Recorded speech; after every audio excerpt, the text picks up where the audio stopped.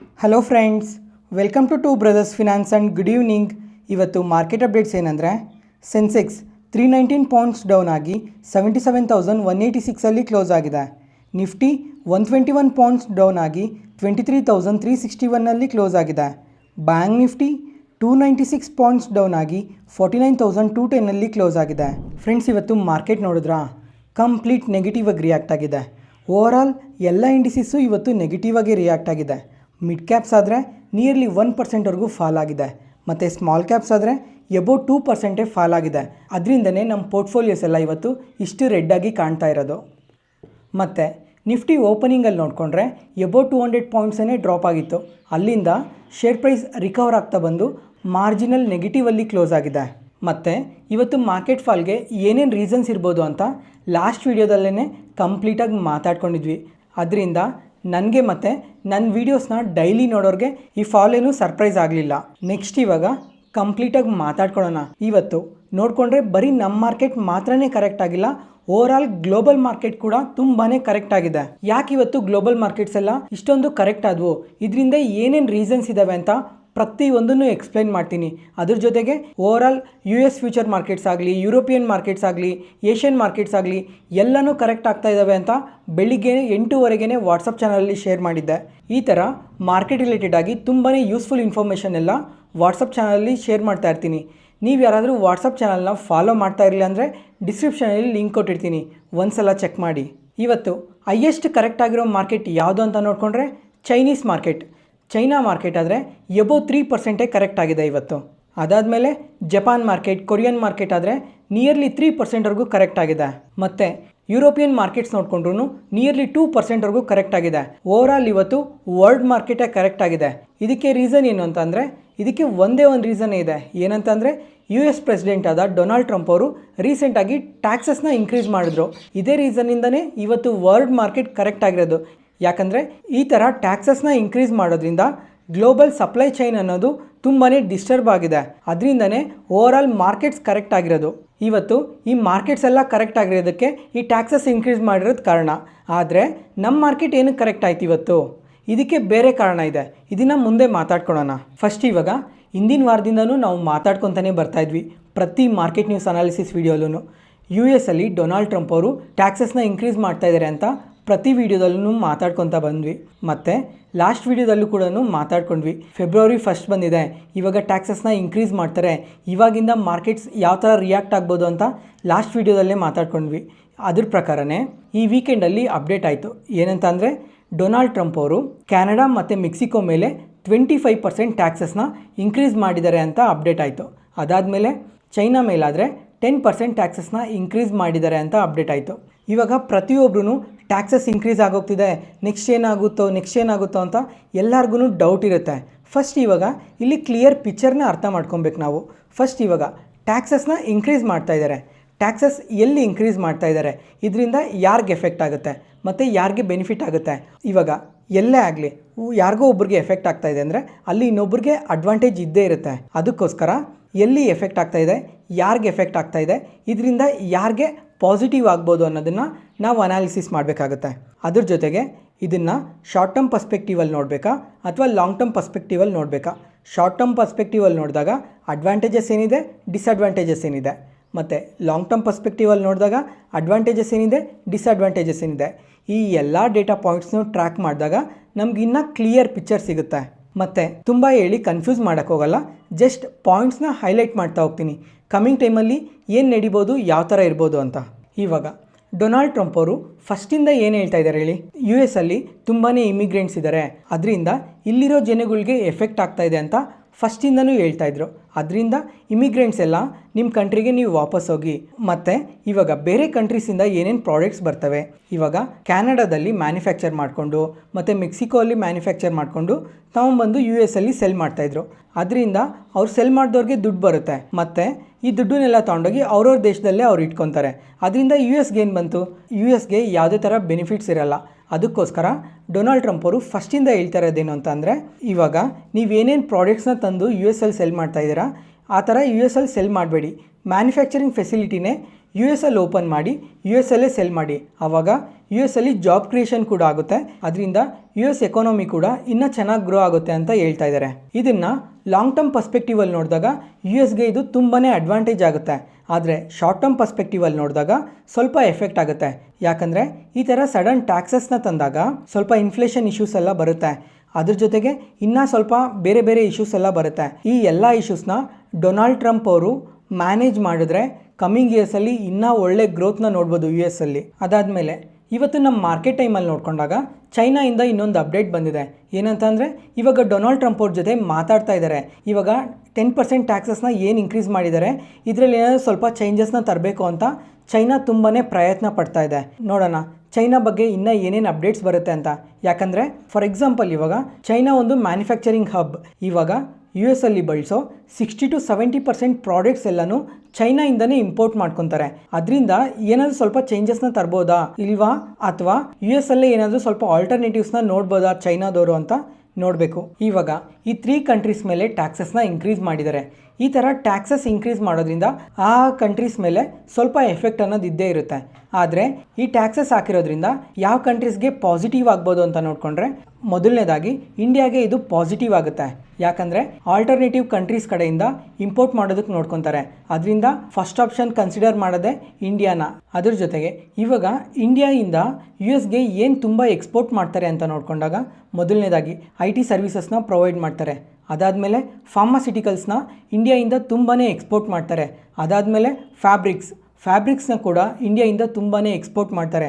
ಅದರಿಂದ ಈ ಎಲ್ಲ ಪ್ರಾಡಕ್ಟ್ಸ್ಗೂ ಕಮಿಂಗ್ ಟೈಮಲ್ಲಿ ಇನ್ನೂ ಡಿಮ್ಯಾಂಡ್ ಅನ್ನೋದು ಇನ್ಕ್ರೀಸ್ ಆಗೋ ಚಾನ್ಸಸ್ ಇದೆ. ಅದಾದಮೇಲೆ ಇನ್ನೊಂದು ಏನು ಅನಾಲಿಸಿಸ್ ಮಾಡಬೇಕು ಅಂದರೆ ಇವಾಗ ಕ್ಯಾನಡಾಯಿಂದ ಏನು ಜಾಸ್ತಿ US ಬರ್ತಾಯಿತ್ತು ಅಂತ ಟ್ರ್ಯಾಕ್ ಮಾಡಬೇಕು.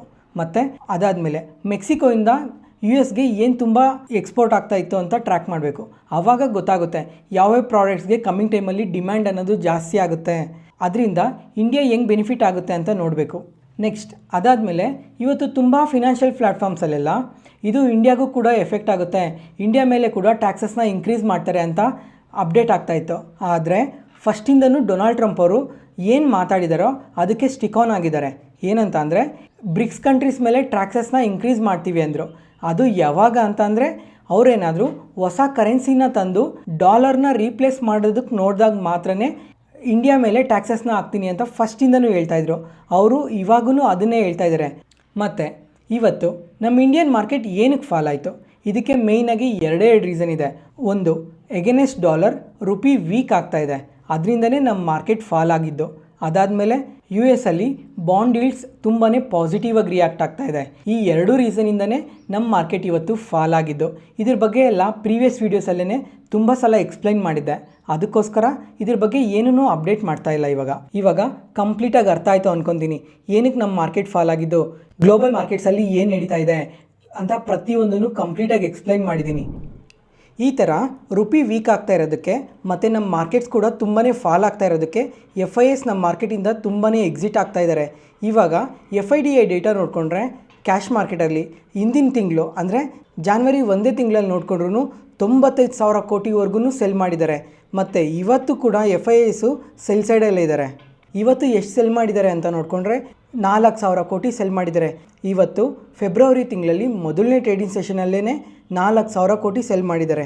ನೋಡೋಣ ಈ ತಿಂಗಳೆಲ್ಲ ಇನ್ನೂ ಎಷ್ಟು ಸೆಲ್ ಮಾಡ್ತಾ ಹೋಗ್ತಾರೆ ಅಂತ. ಮತ್ತು DIS ಮತ್ತು ರಿಟೈಲರ್ಸ್ ಆದರೆ ನಮ್ಮ ಮಾರ್ಕೆಟ್ನ ಇವತ್ತು ಕೂಡ ಸಪೋರ್ಟ್ ಮಾಡೇ ಇದ್ದಾರೆ. 2,700 ಕೋಟಿ ಇವತ್ತೂ ಬೈ ಮಾಡಿದ್ದಾರೆ. ಮತ್ತು ಇವಾಗ ಪ್ರತಿ ಮಂತು ಬಿಗಿನಿಂಗಲ್ಲಿ ಮಾತಾಡ್ಕೊತಿದ್ವಲ್ಲ ಈ ತಿಂಗಳು ಮಾರ್ಕೆಟ್ ಯಾವ ಥರ ಇರ್ಬೋದು ಅಂತ. ಇವಾಗ ಫೆಬ್ರವರಿ ಮಂತಲ್ಲಿ ಮಾರ್ಕೆಟ್ ಯಾವ ಥರ ಇರ್ಬೋದು ಅಂತ ನನ್ನ ಒಪಿನಿಯನ್ನ ಶೇರ್ ಮಾಡ್ತೀನಿ ನೋಡಿ. ಇವಾಗ ನಮ್ಮ ಮಾರ್ಕೆಟಲ್ಲಿ ನೋಡಿಕೊಂಡ್ರೂ ಇನ್ನೂ ಸ್ವಲ್ಪ ಇಂಪಾರ್ಟೆಂಟ್ ಈವೆಂಟ್ಸ್ ಇದ್ದಾವೆ. ಅದ್ರ ಜೊತೆಗೆ ಗ್ಲೋಬಲ್ ಮಾರ್ಕೆಟ್ಸಲ್ಲೂ ತುಂಬಾ ಇಂಪಾರ್ಟೆಂಟ್ ಈವೆಂಟ್ಸ್ ಇದ್ದಾವೆ. ಅದಕ್ಕೋಸ್ಕರ ಇವಾಗ ನಾನು ಇಂಡಿಯನ್ ಸ್ಟಾಕ್ ಮಾರ್ಕೆಟ್ನ ನ್ಯೂಟ್ರಲ್ ಫೇಸಲ್ಲಿ ನೋಡ್ತಾ ಇದ್ದೀನಿ. ಅಂದರೆ ಇವಾಗಿರೋ ಮಾರ್ಕೆಟ್ ಕಂಡೀಷನಲ್ಲಿ ಹಂಗಂತ ಅಬ್ನಾರ್ಮಲ್ ಫಾಲೂ ಇರೋಲ್ಲ, ನ್ಯೂಟ್ರಲಾಗಿ ಇರ್ಬೋದು ಅಂತ ಮಾರ್ಕೆಟ್ನ ಎಕ್ಸ್ಪೆಕ್ಟ್ ಮಾಡ್ತಾ ಇದ್ದೀನಿ. ನೋಡೋಣ ಯಾವ್ಯಾವ ಡೇಟಾ ಪಾಯಿಂಟ್ಸ್ ಮಾರ್ಕೆಟ್ನ ಯಾವ ಥರ ಇನ್ಫ್ಲೂಯೆನ್ಸ್ ಮಾಡುತ್ತೆ ಅಂತ. ಯಾವುದೇ ಪಾಯಿಂಟಲ್ಲಿ ನಾನು ಹೇಳೋ ಇನ್ಫಾರ್ಮೇಷನ್ ನಿಮಗೆ ಯೂಸ್ಫುಲ್ ಅನಿಸಿದ್ರೆ ಈ ವಿಡಿಯೋನ ಲೈಕ್ ಮಾಡಿ. ಮತ್ತು ನಿಮ್ಮ ಫ್ರೆಂಡ್ಸಲ್ಲಿ ಯಾರಿಗಾದ್ರೂ ಸ್ಟಾಕ್ ಮಾರ್ಕೆಟ್ ಬಗ್ಗೆ ಇಂಟ್ರೆಸ್ಟ್ ಇರೋರಿಗೆ ಈ ವಿಡಿಯೋಸ್ನ ಶೇರ್ ಮಾಡಿ. Next market key updates. First ಇವಾಗ ಆಟೋ ಕಂಪನೀಸ್ ಬಗ್ಗೆ ಮಾತಾಡ್ಕೊಳ್ಳೋಣ. ಇವತ್ತು ಮಾರ್ಕೆಟ್ ಇಷ್ಟು ಕರೆಕ್ಟ್ ಆಗಿದ್ರೂ ಆಟೋ ಕಂಪನೀಸ್ ಅಷ್ಟು ನೆಗೆಟಿವ್ ಆಗಿ ರಿಯಾಕ್ಟ್ ಆಗಿಲ್ಲ. ಯಾಕಂದರೆ ವೀಕೆಂಡ್ಸಲ್ಲಿ January month auto sales preview data update ಆಗಿದೆ. ಈ ಡೇಟಾದಲ್ಲಿ ನೋಡಿಕೊಂಡಾಗ ಮೋಸ್ಟ್ ಆಫ್ ದ ಕಂಪನೀಸ್ ಎಲ್ಲ ಬೆಟರ್ ಸೇಲ್ಸ್ ವಾಲ್ಯೂಮ್ನ ಪೋಸ್ಟ್ ಮಾಡಿದ್ದಾರೆ. ಅದರಿಂದನೇ ಇವತ್ತು ಆಟೋ ಕಂಪನೀಸ್ ಎಲ್ಲ ತುಂಬಾ ಪಾಸಿಟಿವ್ ಆಗಿ ರಿಯಾಕ್ಟ್ ಆಗಿರೋದು. ಒಂದು ಸಲ ಇಂಡಿವಿಜುವಲ್ ಆಗಿ ಯಾವ್ಯಾವ ಕಂಪನೀಸ್ ಎಷ್ಟೆಷ್ಟು ಸೇಲ್ಸ್ ವಾಲ್ಯೂಮ್ನ ಪೋಸ್ಟ್ ಮಾಡಿದ್ದಾರೆ ಅಂತ ನೋಡಿಕೊಂಡ್ರೆ, ಇವಾಗ ಪ್ಯಾಸೆಂಜರ್ ವೆಹಿಕಲ್ ಸೆಗ್ಮೆಂಟಲ್ಲಿ ನೋಡಿಕೊಂಡಾಗ ಮಹೀಂದ್ರಾ ಆ್ಯಂಡ್ ಮಹೀಂದ್ರಾ ಕಂಪನಿ ಆದರೆ 16% ಗ್ರೋತ್ ವಾಲ್ಯೂಮ್ನ ಪೋಸ್ಟ್ ಮಾಡಿದ್ದಾರೆ. ಮತ್ತು ಮಾರುತಿ ಸುಜುಕಿ ಅವರು ಕೂಡ 6% ಸೇಲ್ಸ್ ವಾಲ್ಯೂಮ್ನ ಪೋಸ್ಟ್ ಮಾಡಿದ್ದಾರೆ. ಆದರೆ ಟಾಟಾ ಮೋಟರ್ಸ್ ಅವರು ಮತ್ತು ಹೋಂಡೈ ಮೋಟರ್ಸ್ ಅವರು ಸ್ವಲ್ಪ ನೆಗೆಟಿವ್ ಸೇಲ್ಸ್ ವಾಲ್ಯೂಮ್ನ ಪೋಸ್ಟ್ ಮಾಡಿದ್ದಾರೆ. ಟಾಟಾ ಮೋಟರ್ಸ್ ಅವರಾದರೆ 11% ಇಯರ್ ಆನ್ ಇಯರ್ ಕಂಪ್ಯಾರಿಸನಲ್ಲಿ ಡೌನ್ ಆಗಿದೆ. ಮತ್ತು ಹೋಂಡೈ ಮೋಟರ್ಸ್ ಅವರಾದರೆ 3% ಇಯರ್ ಆನ್ ಇಯರ್ ಕಂಪ್ಯಾರಿಸನಲ್ಲಿ ಡೌನ್ ಆಗಿದೆ. ಮತ್ತು ಕಮರ್ಷಿಯಲ್ ವೆಹಿಕಲ್ ಸೆಗ್ಮೆಂಟಲ್ಲಿ ನೋಡಿಕೊಂಡಾಗ ಐಷರ್ ಮೋಟರ್ಸ್ ಅವರಾದರೆ ಇಯರ್ ಆನ್ ಇಯರಲ್ಲಿ 20% ಸೇಲ್ಸ್ ವಾಲ್ಯೂಮ್ ಇನ್ಕ್ರೀಸ್ ಆಗಿದೆ. ಮತ್ತು ಟಾಟಾ ಮೋಟರ್ಸ್ ಅವ್ರ ಸೇಲ್ಸಲ್ಲಾದರೆ ಯಾವುದೇ ಥರ ಗ್ರೋತ್ ಇಲ್ಲ. ಮತ್ತು ಅಶೋಕ ಲೇಲ್ಯಾಂಡ್ ಅವರಾದರೆ 8% ಇಯರ್ ಆನ್ ಇಯರ್ ಗ್ರೋತ್ನ ಪೋಸ್ಟ್ ಮಾಡಿದ್ದಾರೆ. ಮತ್ತು ಟೂ ವೀಲರ್ ಸೆಗ್ಮೆಂಟಲ್ಲಿ ನೋಡಿಕೊಂಡಾಗ ಬಜಾಜ್ ಆಗಲಿ, ಹೀರೋ ಆಗಲಿ, ಟಿ ವಿ ಎಸ್ ಆಗಲಿ, ಐಷರ್ ಮೋಟರ್ಸ್ ಆಗಲಿ ಎಲ್ಲ ಕಂಪನೀಸೂ ಟೂ ವೀಲರ್ ಸೆಗ್ಮೆಂಟಲ್ಲಿ ಒಳ್ಳೆ ಗ್ರೋತ್ನ ಪೋಸ್ಟ್ ಮಾಡಿದ್ದಾರೆ ಇಯರ್ ಆನ್ ಇಯರ್ ಕಂಪ್ಯಾರಿಸನ್ನಲ್ಲಿ. ಅದಾದಮೇಲೆ ಟ್ರ್ಯಾಕ್ಟರ್ ಸೆಗ್ಮೆಂಟಲ್ಲಿ ನೋಡಿಕೊಂಡಾಗ ಮಹೀಂದ್ರಾ ಆ್ಯಂಡ್ ಮಹೀಂದ್ರಾ ಅವ್ರದ್ದಾದರೆ ಪ್ರತಿ ಸಲನೂ ಬೆಟರ್ ಸೇಲ್ಸ್ ವಾಲ್ಯೂಮ್ನೇ ಪೋಸ್ಟ್ ಮಾಡ್ತಾ ಬರ್ತಾ ಇದ್ದಾರೆ. ಆದರೆ ಈ ಸಲ ಎಕ್ಸ್ಕಾರ್ಟ್ಸ್ ಕ್ಯೂಬೂಟಾ ಆದರೆ ಇಯರ್ ಆನ್ ಇಯರ್ ಕಂಪ್ಯಾರಿಸನ್ನಲ್ಲಿ ಸೇಲ್ಸ್ 7% ಡ್ರಾಪ್ ಆಗಿದೆ. ಅದರಿಂದನೇ ಇವತ್ತು ಇಂಟ್ರಾಡೇ ಸೆಷನಲ್ಲಿ ಶೇರ್ ಪ್ರೈಸ್ ನಿಯರ್ಲಿ 4%ವರೆಗೂ ಡ್ರಾಪ್ ಆಗಿದೆ. ಮತ್ತು ಈ ಆಟೋ ಕಂಪನೀಸ್ ಏನೋ ಈ ಥರ ಸೇಲ್ಸ್ ವಾಲ್ಯೂಮ್ನ ಪೋಸ್ಟ್ ಮಾಡಿರೋದಕ್ಕೆ ಬೆಟರಾಗಿ ಪರ್ಫಾರ್ಮ್ ಮಾಡಿದೆ. ಆದರೆ ಇವತ್ತು ಈ ಆಟೋ ಕಾಂಪೊನೆಂಟ್ ಕಂಪನೀಸ್ ಇರ್ತಾವಲ್ಲ, ಈ ಕಂಪನೀಸ್ ಆದರೆ ಇವತ್ತು ಸ್ವಲ್ಪ ನೆಗೆಟಿವ್ ಆಗಿ ರಿಯಾಕ್ಟ್ ಆಗಿದ್ದಾವೆ.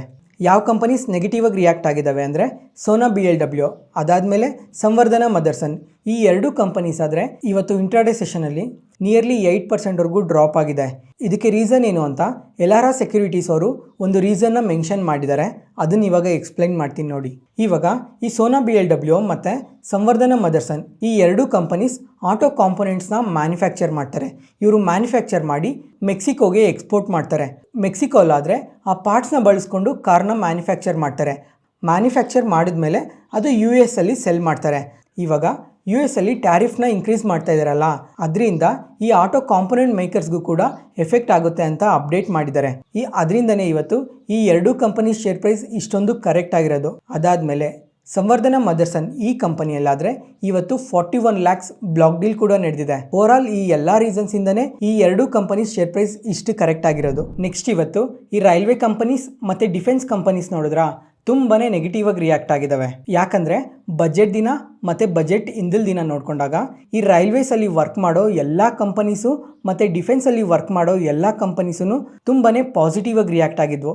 ಯಾಕಂದರೆ ಈ ಬಜೆಟಲ್ಲಿ ಸ್ವಲ್ಪ ಕೇಪೆಕ್ಸ್ ಇನ್ಕ್ರೀಸ್ ಆಗುತ್ತೆ ಅಂತ ಎಕ್ಸ್ಪೆಕ್ಟ್ ಮಾಡಿದ್ರು. ಅದರಿಂದನೇ ಸ್ವಲ್ಪ ಸ್ಟ್ರಾಂಗ್ ಬೈಯಿಂಗ್ ಸೆಂಟಿಮೆಂಟಿಂದ ಈ ಸ್ಟಾಕ್ಸ್ ಎಲ್ಲನೂ ತುಂಬಾ ಪಾಸಿಟಿವ್ ಆಗಿ ರಿಯಾಕ್ಟ್ ಆದವು. ಆದರೆ ಬಜೆಟಲ್ಲಿ ನೋಡಿಕೊಂಡಾಗ ಕೇಪೆಕ್ಸ್ ಇಯರ್ ಆನ್ ಇಯರ್ ಕಂಪ್ಯಾರಿಸನಲ್ಲಿ ಅಷ್ಟೇ ಇದೆ. ಯಾಕಂದರೆ ಇಯರ್ ಆನ್ ಇಯರ್ ಕಂಪ್ಯಾರಿಸನಲ್ಲಿ ಅಲೋಕೇಶನ್ ಇನ್ಕ್ರೀಸ್ ಆಗುತ್ತೆ ಅಂತ ಮಾರ್ಕೆಟ್ ಎಕ್ಸ್ಪೆಕ್ಟ್ ಮಾಡಿತ್ತು. ಆದರೆ ಬಜೆಟಲ್ಲಿ ನೋಡಿಕೊಂಡಾಗ ಯಾವುದೇ ಥರ ಅಲೋಕೇಶನ್ನ ಇನ್ಕ್ರೀಸ್ ಮಾಡಿಲ್ಲ.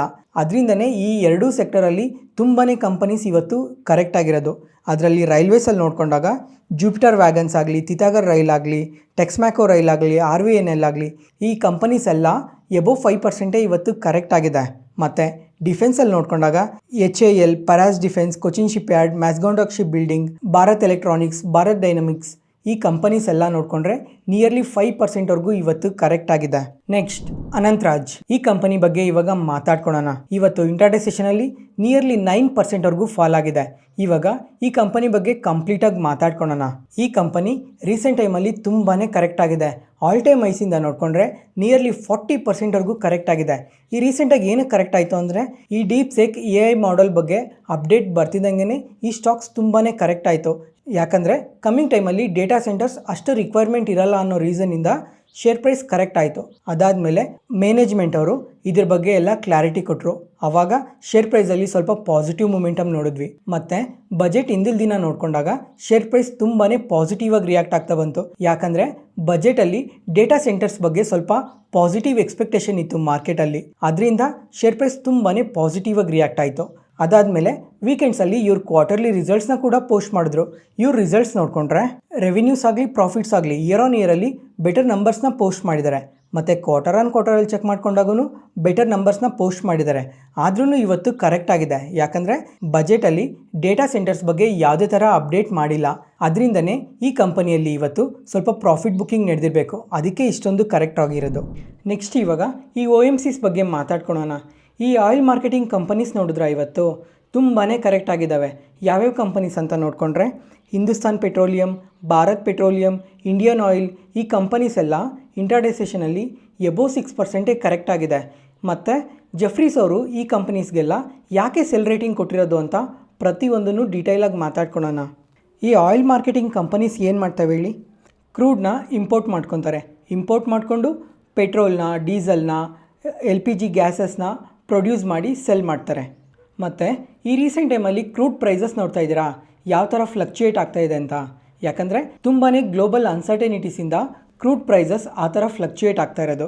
ಇವಾಗ ಈ ಕಂಪನೀಸ್ಗೆ ಏನು ಎಫೆಕ್ಟ್ ಮಾಡ್ತಾ ಇದೆ ಅಂದರೆ, ಒಂದು ಕ್ರೂಡ್ ಆಯಿಲ್ ಪ್ರೈಸಸ್, ಅದಾದಮೇಲೆ ಸ್ವಲ್ಪ ಪಾಲಿಸೀಸ್, ಈ ಎರಡೂ ಈ ಕಂಪನೀಸ್ನ ತುಂಬಾ ಎಫೆಕ್ಟ್ ಮಾಡ್ತಾ ಇದೆ.